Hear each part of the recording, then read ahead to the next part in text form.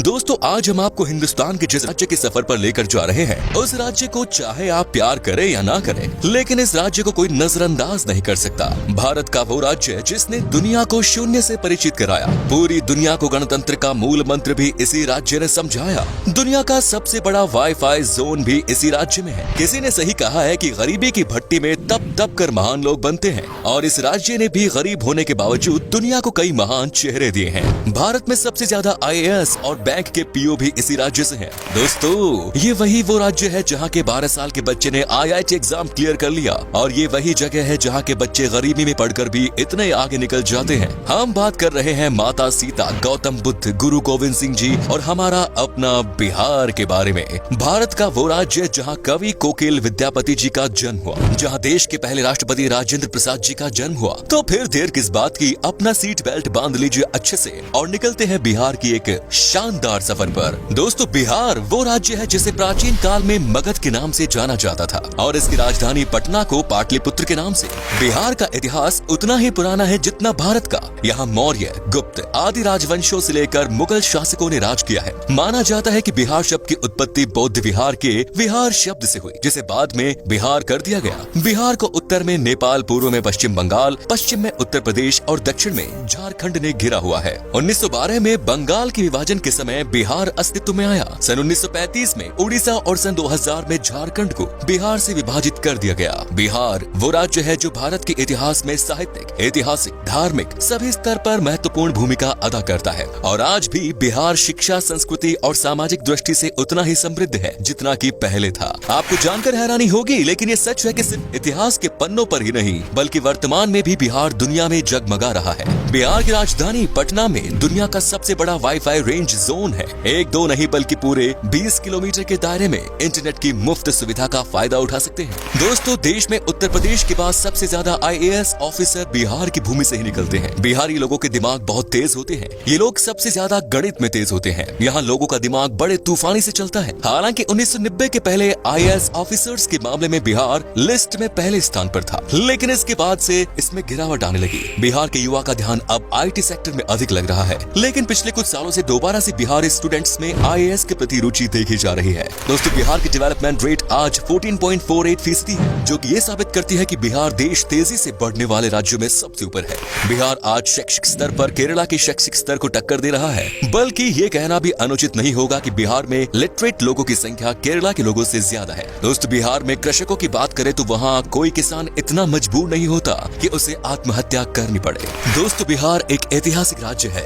इसके रंग रंग में इतिहास की वो बूंदें छिपी हैं, जो आज भी बिहार की महत्व की सुगंध न सिर्फ देश में बल्कि पूरे दुनिया में पहुंचाती है। इतिहास आज भी बिहार के महत्व की गवाही देता है। इतिहास के पन्नों से बिहार को हटा दिया जाए तो इतिहास का अस्तित्व ही नहीं रह जाएगा। देश के सबसे पुराने हिंदू मंदिर से लेकर बिहार अपने आंचल में और भी कई रोचक तथ्य छिपाए पड़ा है। ऐतिहासिक साक्ष्य को प्रमाण माने तो ईसा से लगभग 6वीं सदी पहले बिहार के वैशाली में ही गणतंत्र की पहली बेल लुकी थी। जब लोगों को गणतंत्र का अर्थ नहीं पता था, तब उस काल में वैशाली में देश की ही नहीं बल्कि दुनिया के पहले गणराज्य की आधारशिला रखी गई। संसद प्रणाली भी वैशाली में मौजूद थी। बिहार वो राज्य है जिसने आजादी के समय भारत छोड़ो आंदोलन में महत्वपूर्ण भूमिका निभाई। दोस्तों शून्य यानी जीरो के बिना गणित का क्या मोल, ये किसी को बताने की जरूरत नहीं है। दुनिया को शून्य देने वाले आर्यभट्ट जी का जन्म भी बिहार में ही हुआ था। शायद यही कारण है कि आज भी बिहार के लोग गणित में माहिर होते हैं, और आज भी गणित में यहाँ के लोगों की कोई बराबरी नहीं। बिहार ही वो जगह है जिसने चाणक्य जैसा इकोनॉमिस्ट, चंद्रगुप्त और अशोका जैसा राजा, बुद्ध और महावीर जैसा धर्म प्रवर्तक, आर्यभट्ट जैसा वैज्ञानिक और शेर शाह जैसा शासक दुनिया को दिया। भारत एक ऐसा देश है जहाँ क्रिकेट किसी धर्म से कम नहीं, और MS धोनी का नाम इस धर्म के सबसे पॉपुलर पन्नों में से एक। MS धोनी का जन्म रांची में हुआ था, जो कि पहले बिहार का हिस्सा हुआ करता था। धोनी को लोग आज भारत के सबसे सफल क्रिकेट कप्तान और महान खिलाड़ी के रूप में देखते हैं। सिखों के 10वें गुरु गुरु गोविंद सिंह का जन्म भी बिहार में ही हुआ, और सिखों का पवित्र स्थान हरमिंदर तख्त पटना में है। आपको बता दें कि दुनिया का सबसे पुरानी यूनिवर्सिटी नालंदा यूनिवर्सिटी और तक्षशिला यूनिवर्सिटी भी बिहार में ही है। यहाँ पहले विदेशों से भी लोग पढ़ाई करने आया करते थे। दोस्तों माता सीता की जन्मभूमि भी एक समय में बिहार में ही थी, जो आजकल नेपाल का हिस्सा हो गया। आपको बता दूं कि जनकपुर में ही माता सीता पैदा हुई, और तब ये बिहार हुआ करता था, जहाँ पर भगवान राम जी आए थे। दोस्तों बिहार के मिथिलांचल में आज भी भगवान राम को दामाद माना जाता है। माता सीता की नगरी मिथिलांचल बिहार का गौरव है। मिथिलांचल की मिथिला पेंटिंग के बारे में तो हर कोई जानता है।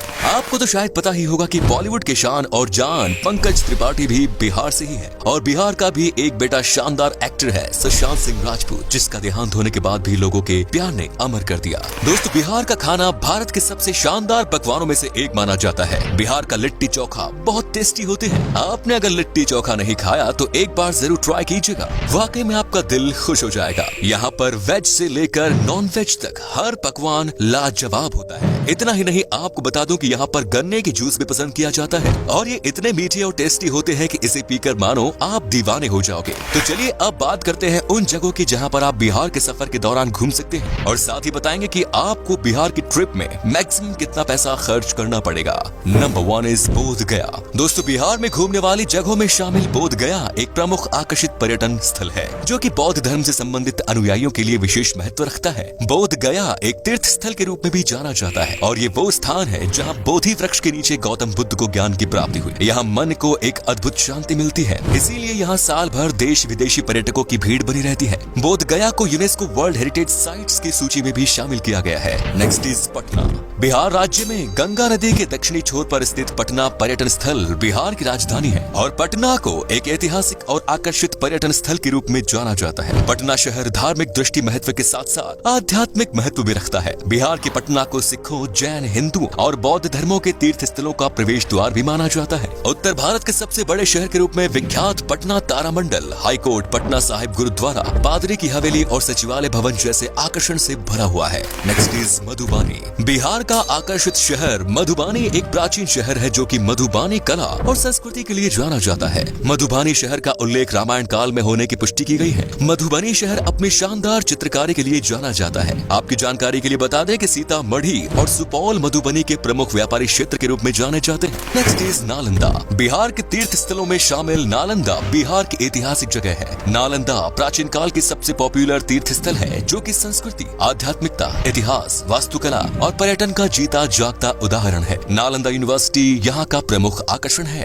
Next is Vaishali. वैशाली तीर्थ स्थल बिहार का वो धार्मिक स्थान है जहाँ भगवान महावीर का जन्म हुआ। वैशाली बिहार का एक छोटा सा जिला है जो कि बौद्ध, जैन और हिंदू धर्म से संबंधित अनुयायियों के लिए एक तीर्थ स्थल के रूप में जाना जाता है। माना जाता है कि वैशाली नाम महाभारत काल से संबंध रखता है जो कि राजा विशाल के नाम पर रखा गया। Next is Munger. बिहार के मुंगेर पर्यटन स्थल मिडलैंड के नाम से भी जाना जाता है। ये मुंगेर के प्रसिद्ध मंदिर पूरे देश में प्रसिद्ध है और अपने यहाँ आने के लिए पर्यटकों को आकर्षित करते हैं। मुंगेर को Bihar school of yoga seat के लिए भी जाना जाता है। मीर कासिम की राजधानी के रूप में जाना जाने वाला मुंगेर शहर अपने प्रमुख आकर्षण श्री कृष्णा वाटिका, सीता कुंड, मन पत्थर और दिलवरपुर जैसे आकर्षण के लिए बहुत प्रसिद्ध है। Next is Muzaffarpur. बिहार के प्रमुख आकर्षण में शामिल मुजफ्फरपुर बागमती और लखनदेई नदियों के पास स्थित एक सुंदर शहर है। यहाँ की लीची सबसे पॉपुलर है। मुजफ्फरपुर बिहार की राजधानी पटना से लगभग 71 किलोमीटर दूर है। वज्जिका भाषा मुजफ्फरपुर में सबसे अधिक बोली जाने वाली भाषा है। Next is Bhagalpur. बिहार की सिल्क सिटी के नाम से प्रसिद्ध भागलपुर एक ऐतिहासिक शहर है जो कि पावन गंगा नदी के दक्षिणी तट पर स्थित है। भागलपुर बिहार का तीसरा सबसे बड़ा शहर होने के अलावा यहाँ के प्रमुख शैक्षणिक संस्था के लिए भी जाना जाता है। भागलपुर के प्रमुख आकर्षण विक्रमशिला गंगेटिक डॉल्फिन सेंचुरी है जो कि पर्यटकों को अपनी ओर आकर्षित करता है। बिहार का भागलपुर अपने रेशम के उपयोग के लिए पहचाना जाता है। Next is Pawapuri. बिहार के धार्मिक स्थलों में शामिल पावपुरी नालंदा जिले में स्थित है और जैनियों के लिए किसी तीर्थ स्थल से कम नहीं। आपको बता दें कि पावपुरी शहर एक समय में मौल महाजनपद की संयुक्त राजधानी के रूप में जाना जाता था। पावपुरी वो धार्मिक स्थान है जहां भगवान महावीर को 500 ईसा पूर्व में दफनाया गया था। पावपुरी घूमने के लिए पर्यटक भारी संख्या में आते हैं जो कि राजधानी पटना से लगभग 83 किलोमीटर की दूरी पर है। पावपुरी दर्शनीय जल मंदिर पर्यटकों के बीच बहुत लोकप्रिय है। Next is Hajipur. बिहार के प्रमुख शहरों में शामिल हाजीपुर भारत के ऐसे प्रसिद्ध स्थानों में शामिल है जो कि अतीत और वर्तमान को वर्षों से अपने आप में समेटे हुए हैं। हाजीपुर में भगवान बुद्ध का समय, इस्लाम और ब्रिटिश काल से जुड़े रोचक तथ्यों के लिए जाना जाता है। हाजीपुर की भूमि पर जैन धर्म के अलावा हिंदू धर्म से संबंधित कई मंदिर स्थित हैं जो कि पर्यटकों की आस्था का केंद्र बने हुए हैं। आपको बता दें कि हाजीपुर में एशिया का सबसे बड़ा ब्रिज भी स्थित है।